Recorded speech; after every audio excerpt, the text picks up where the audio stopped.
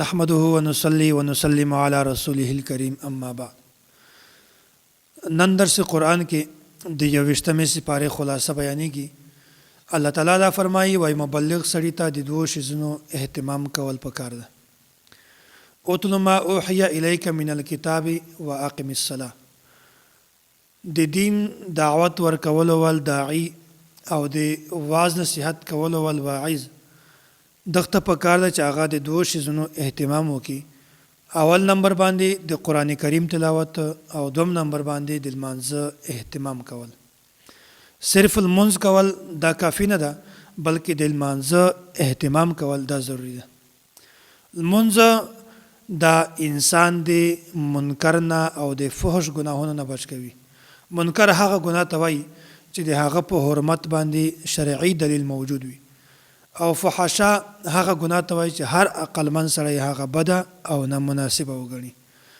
نو چې کوم کس د قرآن کریم تلاوت کوي او د لمانځه اهتمام کوي هغه د دغه ګناه نه الله تعالی بچ کوي. بیا الله تعالی مخکې د هجرت حکم بیان کړی ده. یا عبادی الذین آمنو، صحابه کرام رضوان الله علیهم اجمعین ته په مکه مکرمه کې په دین باندې اطلاق د دې لپاره ډېر زیات دشوار او مشکل و. بیا خو اول الله تعالی دوی ته د صبر او د استقامت ول تعلیم ورکړی و، خو په دغه آیات کې الله تعالی دا خبره بیان کړې ده وایي که چېرته په یوه علاقه کې په یوه ملک کې تاسې دپاره په دین باندې تاګ او مشکل وي، په دین باندې عمل کول مشکل وي، د الله تعالی عبادت کول تاسې دپاره مشکل وي، نو بیا داسې وکړئ چې تاسې د هغې علاقې نه بلې علاقې ته ولاړ شئ، ځکه چې الله تعالی ځمکه دا بالکل وسیع ده او فراخه ده. بیا الله تعالی دا خبره بیانوي وکأی من دابة لا تحمل رزقها الله يرزقها وإياكم وهو السميع العليم. دلته چې کله الله تعالی د هجرت حکم ورکو بیا د ځینې خلکو په ذهن کې دا یوه شبهه پیدا شوله چې مونږ خو دلته د رزق ترتیب جوړ کړی ده، د کاروبار د تجارت ترتیب هم جوړ کړی ده، مونږ که چېرته سفر وکړو او مونږ هلته د تجارت ول ترتیب څنګه جوړو؟ پریشانی و ورته. بیا الله تعالی دا خبره ورته بیانوي وایي ما دومره زیات ځناور پیدا کړي دي، یو ځناور هم چې کله د یوه علاقې نه بلې علاقې ته ځي، یوه ځای نه بلې ځای ته ځي، هغه خپل رزق د ځان سره نه وړي بلکې الله تعالی دوی ته خپل رزق ورکوي. نو بیا هغه کس چې هغه د ما د اطاعت او د مرضي مطابق یو ملک پرېږدوي بیا به هغه ته زه رزق ولې نه ورکوم. الله تعالی د دوی دغه شبهه چې کومه وه دغه رد کړه چې کوم یو کس هم د ما د اطاعت او د مرضي مطابق یو علاقه یو ملک پرېږدي بیا هغه کس ته هم زه رزق ورکوم. بیا دا خبره بیانوي الله تعالی چې کله به مشرکینو سفر کاوه په کشتۍ کې سمندر باندې، بیا به چې کله په لار کې دوی ته مشکلات راغلل، کشتۍ به خرابه شوه یا به ودرېدله یا به د کشتۍ د ډوبولو خطره وه، بیا په دغه وخت کې دوی د الله تعالی نه دعا غوښتله او بیا په اخلاص سره دوی الله تعالی ته دا سوال کوو چې یا الله مونږ بچ که. بیا به داسې وشول چې الله تعالی به د دوی دعا قبلوله. دغه بنیادی وجه دا نه ده چې دوی ایمان راوړی ده، مؤمن و نه، بلکې د دوی دا یقین و په دغه وخت کې به د دوی دا عقیده جوړه شوله چې دغه مشکل مرحله د مشکل مرحلې نه ایستل، په دې مشکل وخت کې ازادي راکول ول ذات صرف الله تعالی ده، الله تعالی نه بغیر بل هیڅوک مونږ د دې مشکل نه نشي بچ کولی. په دې وخت کې دعا کې د دوی ډېر زیات اخلاص و، دغه اخلاص د وجې نه الله تعالی بیا د دوی د ډوبولو نه او د دوی کشتۍ بچ کړله.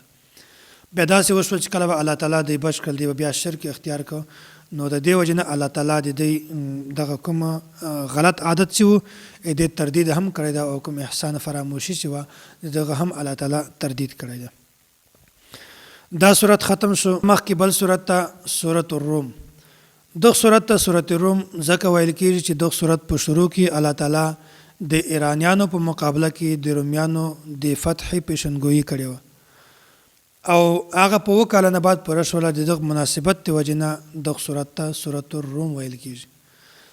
او بیا د دغه صورت په شروع کې الله تعالی چې کومه پیشنګویي کړې وه او بیا د یغه نه په هغه کې د دوو خوشخبریو ذکر ده.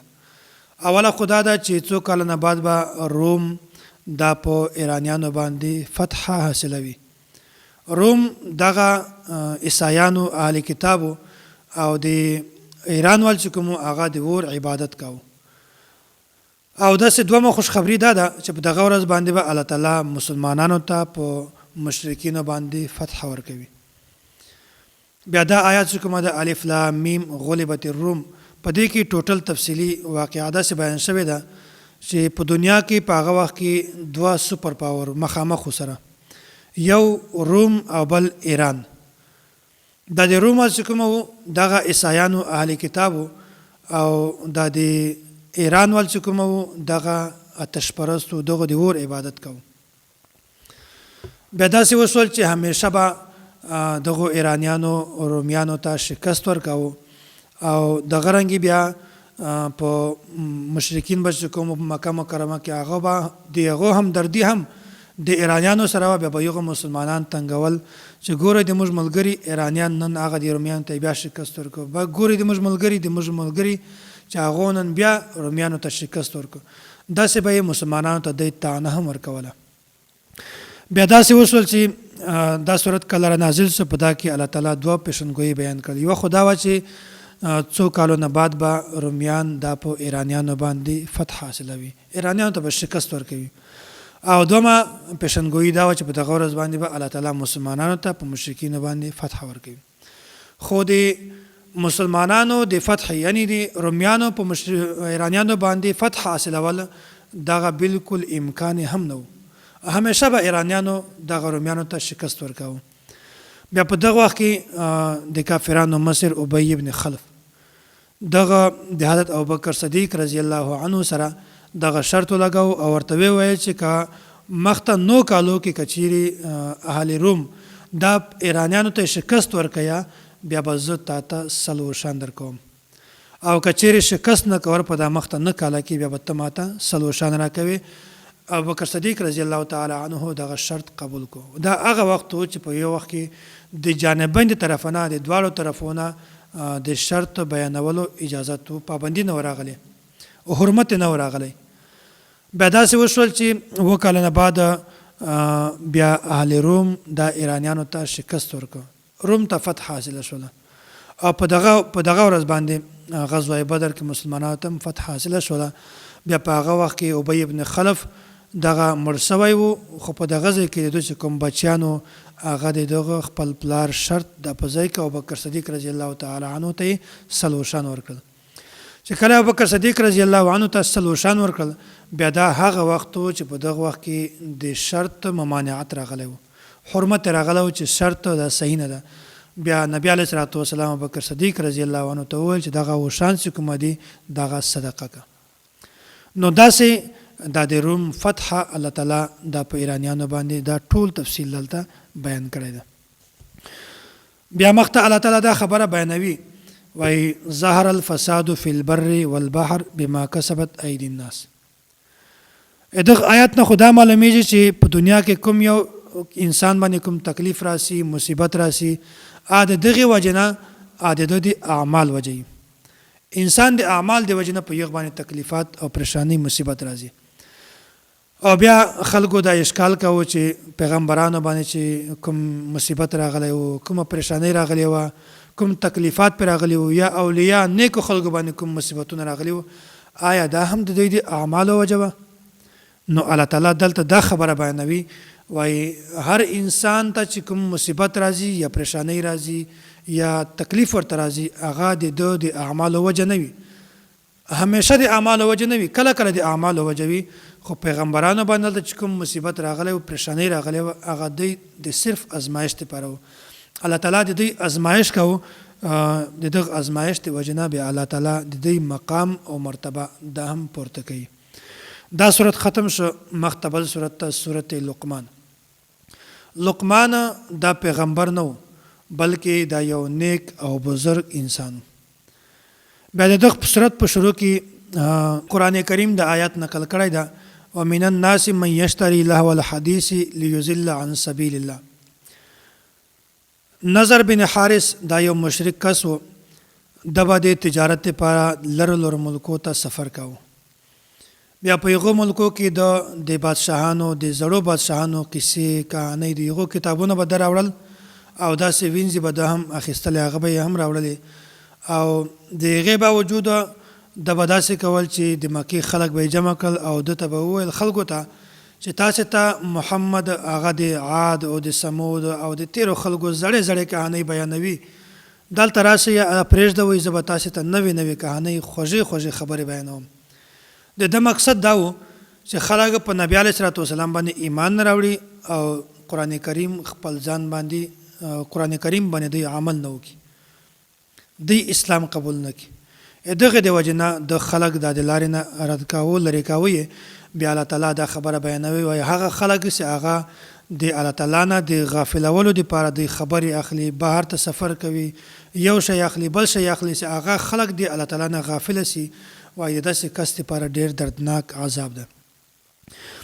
بیا ولقد اعطینا لقمان الحکمة ان اشکر لله، لقمان د خپل بچی ته دا نصیحت کاوه چې ته د الله تعالی سره څوک شریک مه جوړوه، شرک مه کوه، او که یو وړوکی شی وي دا بیا هم الله تعالی حاضرولی شي، او داسې امر بالمعروف کوه، نهی عن المنکر کوه، او داسې لمونځ قایموه او اخلاق ښه اخلاق، او داسې چا سره چې میلاویږي په ښه ټنډه باندې میلاویږي ورسره چا سره لالچ مه کوه. دا ټول نصیحتونه لقمان خپل بچی ته بیان کړي دي. دغه صورت نوم صورت لقمان ځکه ده چې په دې کې لقمان خپل بچی ته دغه نصیحتونه بیان کړي دي، وجې نه دغه صورت ته صورت لقمان ویل کېږي. ان الله عنده علم الساعه، دلته الله تعالی 15 شیزونه داسې بیان کړي دي چې دغه علم الله تعالی ته ده. اسې خو د هر شي علم دا الله تعالی ته شته، خو دلته بالخصوص الله تعالی 15 شیزونه بیان کړي دي. دغه بنیادی وجه دا ده چې دې باره کې به نجومیانو ډېر زیات خلکو ته خبرې ورکولې چې دا داسې ده دا داسې ده دا داسې ده، خلک به ګمراه کول. نو الله تعالی دا خبره ورته بیانوي، وایي د قیامت علم ان الله عنده علم الساعه، د قیامت علم دا صرف ماته ده چې قیامت په کله راځي او کله به نه راځي. او دوم نمبر باندې الله تعالی فرمایي وینزل الغیث، او باران به کله راوریږي او کله به نه راوریږي، دا ټول ماته علم ده، د ما نه بغیر بل هیچا ته علم نشته. او درمه خبره دا ده چې د مور په رحم کې بچی دا هیچا ته علم نشته. نن سبا ډېر داسې خلک دي چې هغه د الټراساونډ په ذریعه باندې هغه اندازه لګولی شي، خو د دغه نه مراد دا ده چې الله تعالی ته د دغه علم شته چې دا ځنکی به نیک وي یا به بد وي، د دغه اعمال به څه وي، د دغه به درجه کومه وي، دغه مستقبل کې څومره کار کوي، څومره وخت به دا ژوندی وي، څومره وخت نه بعد به دی مړ کېږي. او بیا الله تعالی ته د دغه علم شته چې کله اول د رحم ته نطفه ورولویږي، الله تعالی ته بیا هم علم دا چې دا به نر وي او که ښځه به وي، رحم شته او که نشته. او د الټراساونډ په ذریعه باندې 4 میاشتې نه بعد یا څه وخت نه بعد اندازه پته لګېږي، هغې نه مخته د اندازه نه لګېږي. خو د دغه مقصد بنیادی دا ده چې الله تعالی ته د دغه انسان د هر عمل پته شته چې دا به نیک وي او که بد به وي. بیا الله تعالی مخکې دا خبره بیانوي وما تدري نفس ماذا تکسب غدا، وایي انسان به سبا څه کوي، بله میاشت کې به څه کوي، کال ته به څه کوي، دغه علم هم صرف الله تعالی ته ده. او بل الله تعالی دا بیانوي وایي انسان به په کوم ځای کې مړ کېږي، دغه علم هم صرف الله تعالی ته ما نه بغیر بل چاته دغه علم نشته. دا ټولې خبرې الله تعالی دلته بیان کړي دي. دا سورت لقمان د ځای باندې ختم شو، مخته بل سورت ته سورت احزاب. دغه سورت ته سورت احزاب ځکه وایي چې په دغه سورت کې د غزوه احزاب تذکره الله تعالی بیان کړې ده. بیا د دغه سورت په شروع کې الله تعالی دا 3 غلطو خبرو تردید بیان کړی ده. ما جعل الله لرجل من قلبين في جوفه، په عربو کې 3 خبرې ډېرې زیاتې مشهورې وي. اوله خبره خدا و چې کوم یو کس به زیات ذهین و د خبرې بالکل ولې ته به ورسېده، په خبره باندې به پوهېده، بیا به ده وایي چې دغه انسان 2 زړونه دي. الله تعالی د خبرې تردید وکړي چې د انسان زړونه 2 نه دي، زړه یو ده خو د انسان رای 2 وي. یو دا وي، نن سبا ځینې خلک داسې وایي چې د ما یو زړه خو دا وایي بل زړه مې دا وایي، نه، بلکې زړه یو ده خو د زړه رای 2 دي چې د ما یوه رای دا ده او یوه رای مې دا ده. الله تعالی د دغه تردید هم بیان کړی ده، وایي ما یو انسان ته هم 2 زړونه نه دي ورکړي. او په عربو کې دویمه خبره دا مشهوره وه چې هغه به چې کله خپلې ښځې ته دا وویل چې ته په ما باندې داسې یې لکه د ما د مور شنځۍ، بیا به دوی د خپله ښځه داسې ګڼله لکه خپله مور، لکه څرنګه چې په انسان باندې خپل مور حرامه ده داسې به د خپل ښځه هم په ځان باندې مستقل د همیشه لپاره حرامه ګڼله حالانکه زهار سره خورش ختم کیږي. الله تعالی دغه تردید هم بیان کړی دا وایي کله چې تاسو ښځې ته داسې الفاظ استعمال کړئ بیا هغه په تاسو باندې داسې نه حرامېږي لکه مور د همیشه لپاره بلکې څه وخت نه بعد بیا هم د تاسو لپاره حلالېدلی شي. او درم نمبر دا وه چې کوم داسې کسانو چې هغه به دی متبنه هغه ته به یې د بچي نه ویل حقیقي بچی به نه و خو دی به د بچي نه ورته ویل دا به د ما بچی ده دی به هم دغه حقیقي بچی شماره او په وراثت کې به یې حصه ورکوله او چې کله به هغه مړ شو یا به طلاق ورکړو یا به د هغې د ښځې سره نکاح نه کوله د ځان لپاره به یې د همیشه دپاره حرامه ګڼله لکه څرنګه چې د حقیقي زوی ښځه وي. نو الله تعالی د دغو دریو سره خبرو تردید بیان کړی ده. بیا مخته د غزوه خندق واقعه الله تعالی بیان کړی ده یا ایها الذین آمنوا اذکروا نعمت الله علیکم. دلته د غزوه خندق په مختلف پهلو باندې دا واقعه بیان شوې ده. مشرکین د مکې چې کوم مشرکینو دا چې کله جنگ بدر کې دوی ته شکست میلاو سو بیا دوی داسې وکړل چې ډېر زیات لشکر دا ټول لشکر چې کوم کافران دای سره جمع کړل په مدینه منوره باندې د حمله کوله دوی دا پلان جوړ کړ او بیا داسې وشول چې دلته نبی علیه الصلاة والسلام ته هم خبر راغی چې دوی خو مدینه باندې حمله کوي او د صحابه کرامو نه مشوره واخیستله او په دې کې یو صحابي چې کوم سلمان فارسی رضی الله عنه دغه دا مشوره وکړه چې موږ به د مدینې نه بهر ته یو خندق جوړ کړو او بیا داسې وشول چې د یوې میاشتې پورې دغه مشرکینو به مدینه منوره باندې رابدل وو او د مسلمانانو محاصره یې کړې وه. یوه میاشت نه بعد بیا الله تعالی خپل قدرت سره هوا وچلوله بهرحال بیا مشرکین واپس ولاړل. دا نه بعد مدینه منوره کې چې کوم بنو قریظه دغو هم سرکشي اختیار کړې وه نافرماني یې کوله بیا داسې وشول چې مسلمانانو د دوی محاصره وکړله او هغه نه بعد یو صحابي و حضرت سعد رضی الله عنه د هغه په مشوره سره بیا دوی داسې وکړل چې دغه بنو قریظه کوم بالغ کسانو نارینه هغه قتل کړل او کوم ښځې چې وي یا داسې نابالغ بچیانو د هغو نه غلامان او وینځې جوړې کړلې. داسې دا ټوله تفصیلي خبره بیان شوې ده.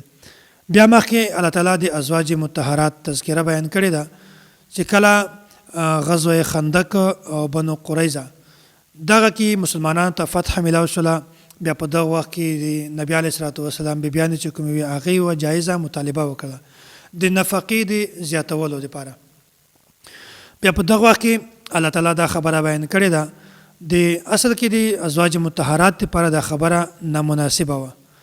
بیا الله تعالی دا خبره ورته بیان کړې ده وایي دوی ته دوه اپشن دي دوه اختیارات دي یا خدا ده چې که چیرې دوی د الله رسول سره وخت تیري کول غواړي بیا د دوی خپل سوچ بدل کړي نفقې د زیاتوالي مطالبه دې نه کوي او که چیرې دوی د دنیا خواهشات او زیب او داسې زینت غواړي بیا د دوی داسې وکړي چې نبی علیه الصلاة والسلام دې پرېږدي او قربان شم په داسې ماندیو باندې بیا دوی اول صورت اختیار کو دوی بالکل خپله رایه بدله کړه سوچ یې بدل کړه او دوی چې موږ نبی علیه الصلاة والسلام اختیاروو.